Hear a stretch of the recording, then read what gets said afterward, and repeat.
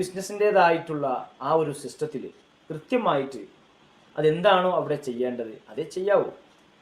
ബിസിനസ്സിൽ നിന്ന് ആവശ്യത്തിലേറെ ക്യാഷ് പിൻവലിക്കുമ്പോൾ അവിടെ ക്യാഷ് ഫ്ലോ റോങ് ആവുകയാണ്. ഈ ക്യാഷ് ഫ്ലോ റോങ് ആയിക്കഴിഞ്ഞാൽ അത് പ്രോഫിറ്റബിലിറ്റിയെ ബാധിക്കും.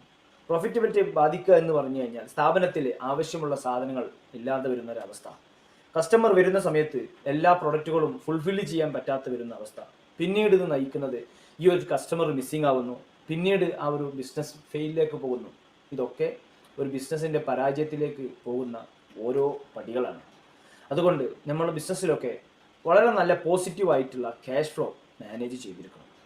അതുപോലെ തന്നെ അടുത്തതായിട്ട് പറയുന്നത് excessive spending and over spending ആണ്.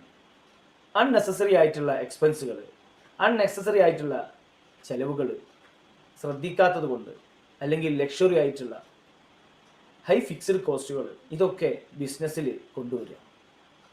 ഇത്തരം കോസ്റ്റുകളൊക്കെ വളരെ ശ്രദ്ധയോടുകൂടി കൈകാര്യം ചെയ്യാനുള്ളത് ഒരു ബിസിനസ്സിൻ്റെ വളർച്ച